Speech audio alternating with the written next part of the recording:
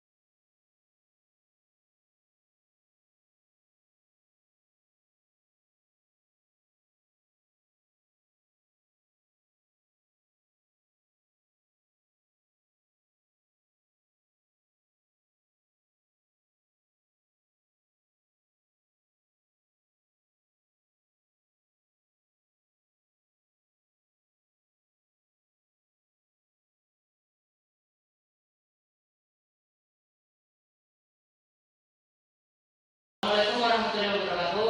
Waalaikumsalam warahmatullahi wabarakatuh. Ya gimana sudah siap untuk TS hari ini? Ya. Siap dulu. Kita TS lisan ya. Oke. Pasti sudah belajar udah lumayan. Oh, ya. Ya bahkan ada beberapa pertanyaan di kertas ini. Jadi nanti kalian pilih salah satu dan ada pertanyaan tambahan dari Bapak. Sebelum kita tes hari ini, mari kita membaca basmalah. Ya, siapa yang mau duluan silakan. Saya Pak. Oke, silakan.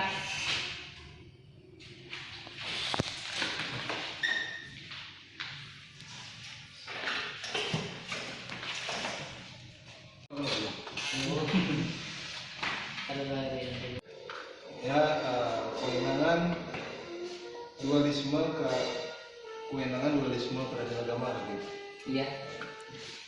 Itu bahwa pada SEMA nomor 8 surat edaran MA nomor 8 tahun 2008 menyatakan bahwa keputusan peradilan agama Iya. ya, keputusan peradilan agama diatur dengan surat surat apa kan? Coba dulu Pak. Bikin Oke. surat Apa? surat cinta pertama bukan? Aduh. Mikir Pak. Kenapa? Surat peradilan agama. Oh iya. Surat edaran MA. Oh ya, itu baru benar. Dan lagi Iya. nah, dan ada SEMA nomor 8 tahun 2010 yang mengatur keputusan MA ke peradilan negeri. Ya. Dan juga ada pada undang-undang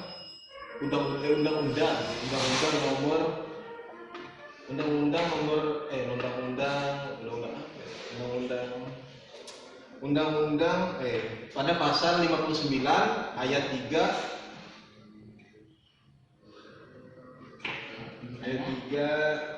itu Ya. ada juga diatur oleh pasal 59 ayat 3 pasal 59 ayat 3 nomor Undang-Undang nomor 48 tahun 2009. Mohon maaf Pak, soal baru kemarin Oh gitu. Ya, yang menyatakan bahwa para pihak yang tidak melaksanakan putusan arbitrase termasuk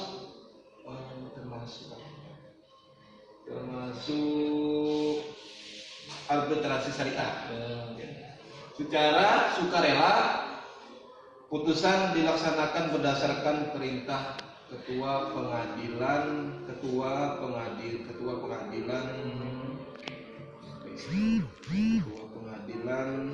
pengadilan negeri atas permohonan salah satu pihak yang bersengketa. Oh, oke. Sengketa. Ya, silakan. Lebihnya dulu Pak, Ya, keunggulannya dulu. silakan. Kalau keunggulannya bahwa peradilan agama ini bisa kita tahu bahwa dari segi keberadaan itu dari terpencil sampai desa yang maju itu sudah ada Pak. Itu hubungan. Dan keputusannya memang setiap perluasan undang-undang peradilan agama itu sudah sesuai dengan undang-undang. Dan yang ketiga lagi, bahwa langsung ke kelemahan juga. Oh, oke. Kelemahan dari Ya. Ya, selanjutnya siapa? Silakan. Ya, Pak. Ya.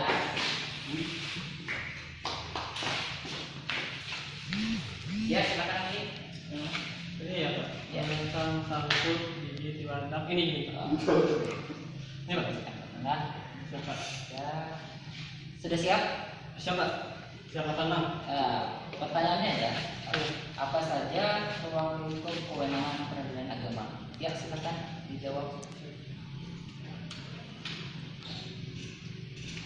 Ya. Yang ketahui ruang lingkup kewenangan peradilan agama Islam itu antara lain meliputi semua perkara di bidang sengketa ekonomi syariah, yang mana itu sesuai pada pasal 49 Undang-Undang Nomor 3 Tahun 2006. Setelah itu ada juga meliputi sengketa antar lembaga ekonomi antar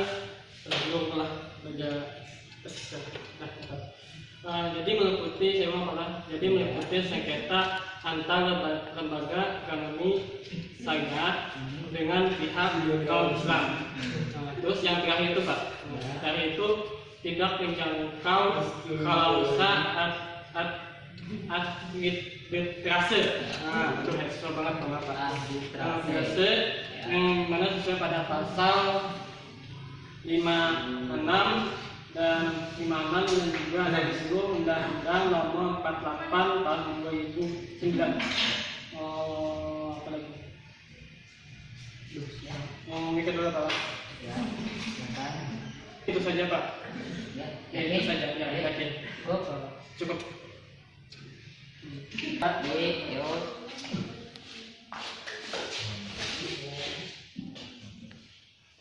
Ya, silakan.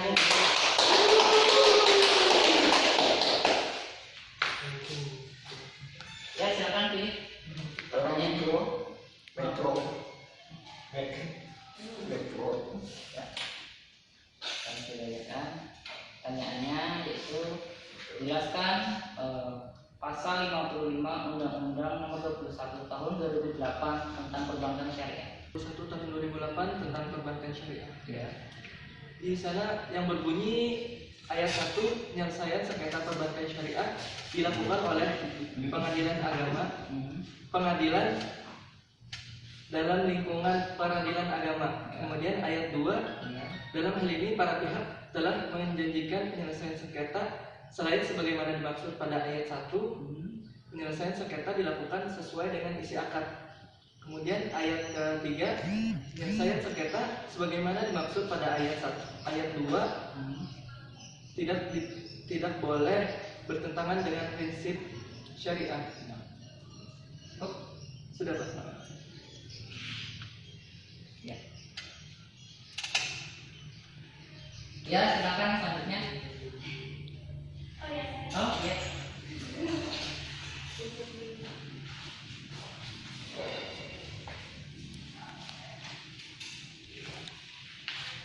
Ya, silakan.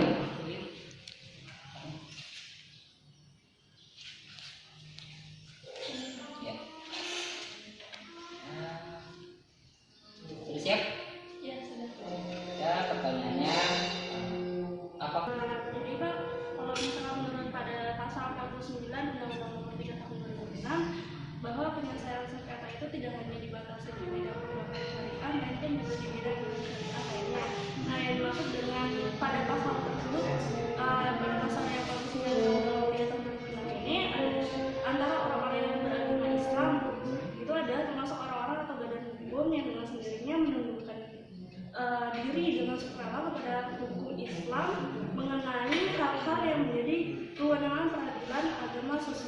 dengan ketentuan pasal itu. Jadi non-muslim itu boleh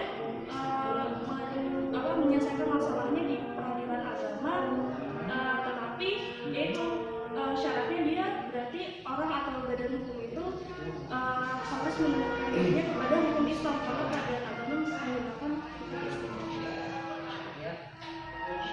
Ya udah itu aja Pak. Yakin? Iya. Ya, pertanyaannya jelaskan undang-undang yang menjelaskan. Silakan. Ya, pertanyaan tadi ya, tentang pengadilan agama. Iya. Dalam Undang-Undang Nomor 3 Tahun 2006 Pasal 49 itu mengatakan bahwa peradilan agama itu bertugas dan berwenang memutuskan, memeriksa dan menyelesaikan permasalahan atau perkara di tingkat pertama. Iya. Antara orang-orang yang beragama Islam di bidang perkawinan, Ya. waris, wasiat, hibah, wakaf, zakat, infak, sedekah, dan ekonomi Islam. Penyelesaian sengketa ini tidak hanya di bidang perbankan syariah aja, Ya. tetapi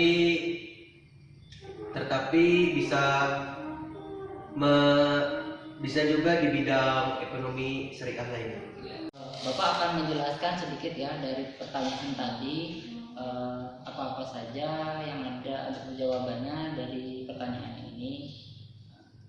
Ya. Ya, tiga.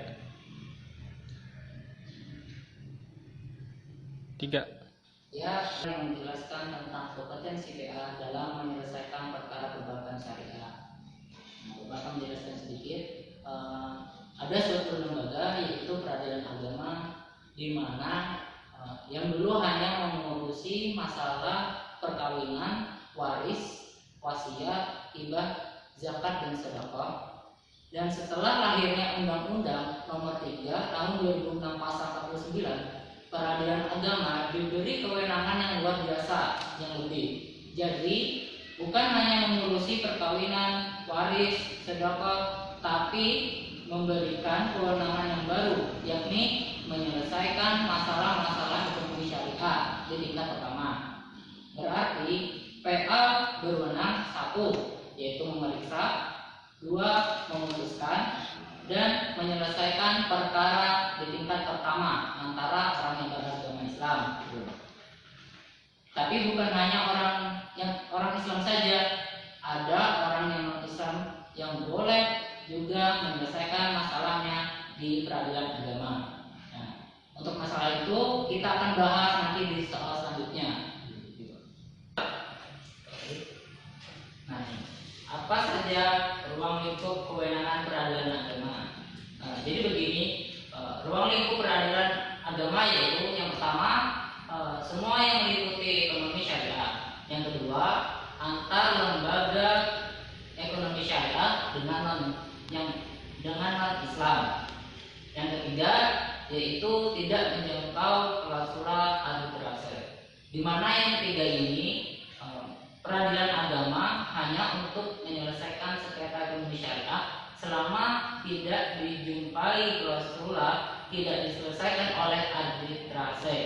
Jadi kalau sudah disebutkan atau dikatakan ketika terjadi sengketa akan diselesaikan di arbitrase dan secara tertulis dengan jelas. Jadi pengadilan agama itu harus menolak menyelesaikan sengketa tersebut karena keputusan arbitrase itu final dan mengikat. Ya, gimana Pak? Paham. Ya, selanjutnya soal ketiga. Apakah non-muslim boleh menyelesaikan masalah sengketanya di pengadilan agama? Baik. Nah, di sini tadi dijelaskan yang sudah saya katakan, tidak hanya orang yang beragama Islam saja yang bisa menyelesaikan sengketa ekonomi syariah di peradilan agama sebagai solusi terakhir. Namun juga orang-orang yang mengundurkan diri secara sukarela pada hukum Islam mengenai hal-hal yang menjadi kewenangan peradilan agama sesuai dengan ketentuan pasal 49 tadi. Artinya apa?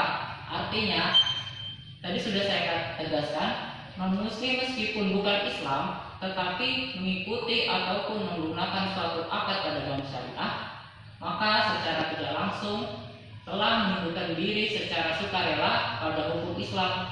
Jadi jika ada sengketa melalui peradilan agama harus diselesaikan di peradilan agama tersebut. Ya, selanjutnya.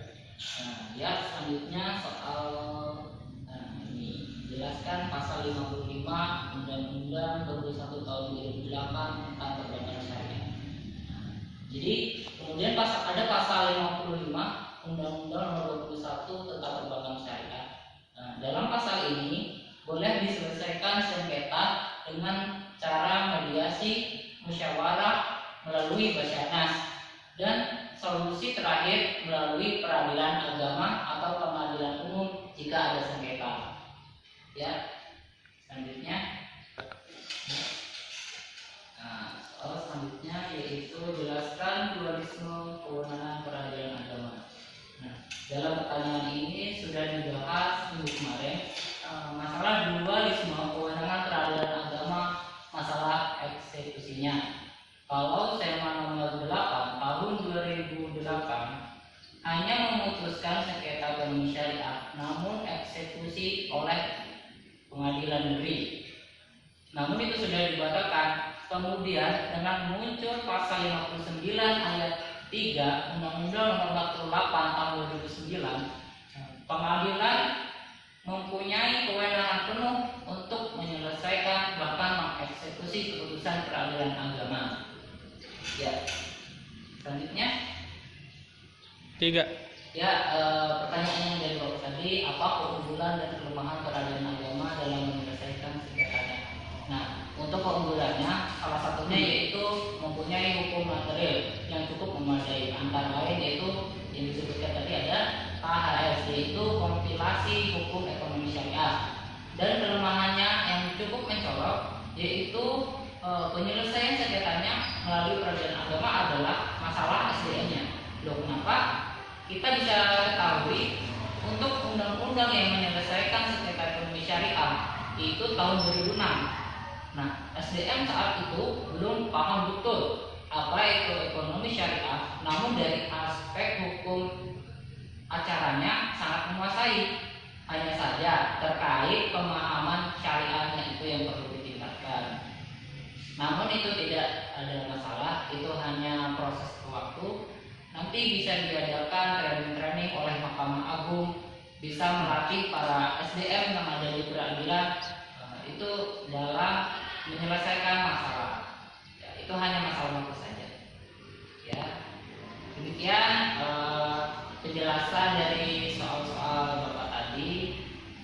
Apabila kurang paham bisa tanya langsung ke Bapak, ataupun bisa juga lewat chat atau datang langsung ke ruangan Bapak.